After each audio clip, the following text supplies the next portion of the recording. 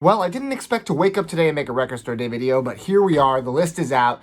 I always talk every year about my highlights and some of the lowlights, and anything that you should know going into Record Store Day in my opinion. Of course, these are all my opinions, so if you don't agree with my picks from the list, that's fine. And there are definitely some things on the list that I know will excite other people, but for me, not necessarily moving the needle, pun intended. But that being said, I want to share with you what my selections are. I haven't made up my mind yet of if I like this list or not. I think by the end of the video, after talking about it, I'll probably have a better idea. On first impression, I think it's pretty solid. Compared to the last few years, you know, the bar was set pretty low, but let's talk RSD. So if you're new to this channel, if you're new to records in general, Record Store Day is something that used to happen once a year, and as of a few years ago, they started splitting up the dates to 2 or 3 drops throughout the year, sometimes 4 even with Record Store Day Black Friday. This year, I heard they were going back to 1 drop, but it appears they're doing 2, although the second list is extremely short compared to the first, so I don't understand if there's more to come there or why they split it, but maybe as the weeks go on, we'll hear some more. Long story short, it's a celebration of record stores. You go and you often line up, sometimes overnight, and record stores get very limited quantities of all these titles that are specifically pressed for Record Store Day, although some are first releases, which I'll get into in a minute. And people get excited about them, and there used to be a lot of cool collectibles. The market has become a little oversaturated over the years, and the amount of really cool collectibles or rare records that come out of it have dropped every year. But there are some interesting titles to be grabbed, and this year is no exception. So the 2 categories are RSD firsts and RSD exclusives. Exclusives are ones that are only available on that day, so if you miss it, there might not be, or likely won't be, a repress moving forward.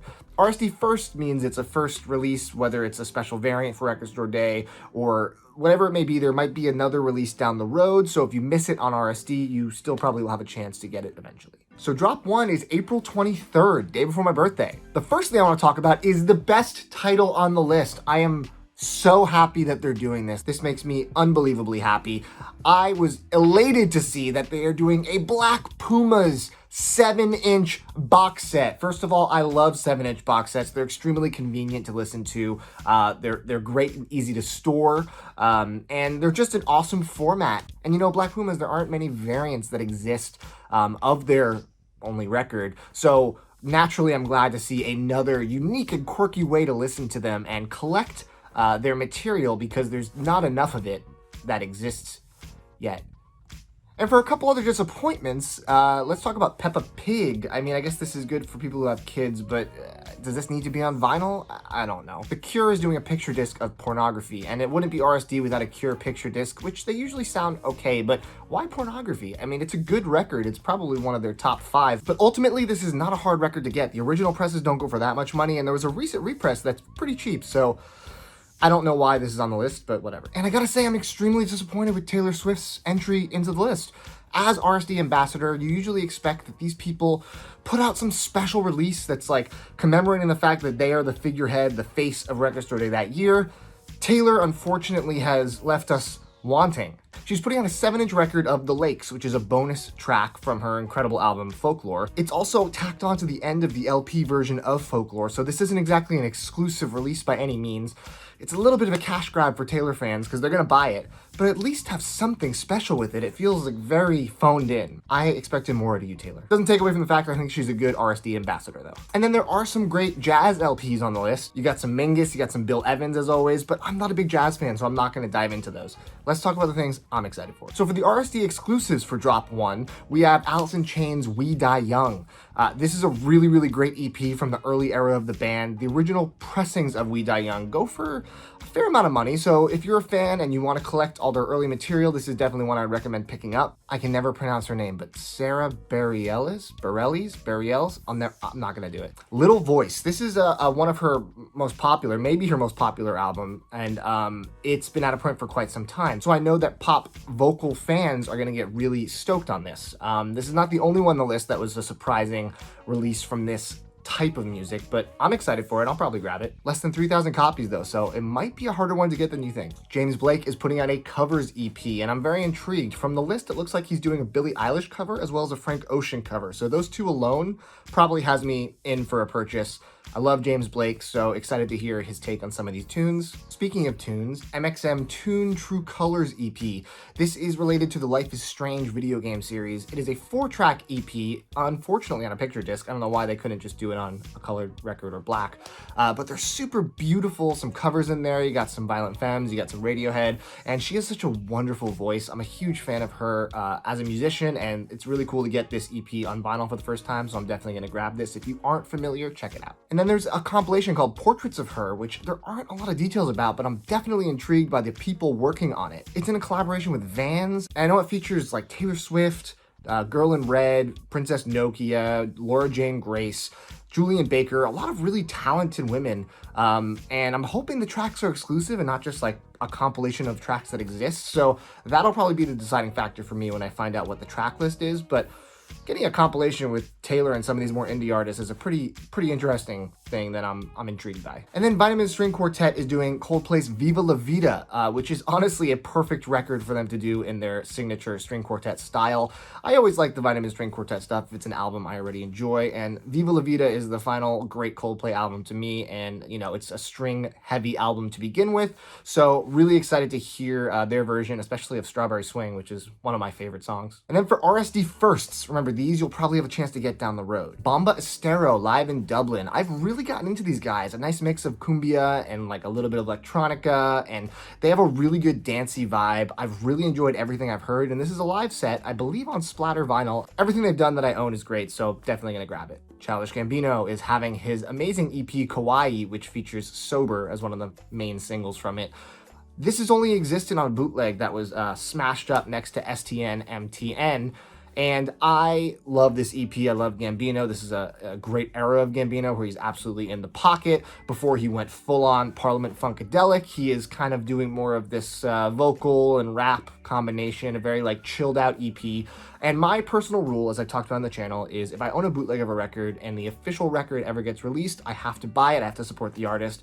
This is no exception, so I'll be picking this up. Czarface is putting out yet another LP. It wouldn't be RSD without a Czarface release, as it has been for the past few years.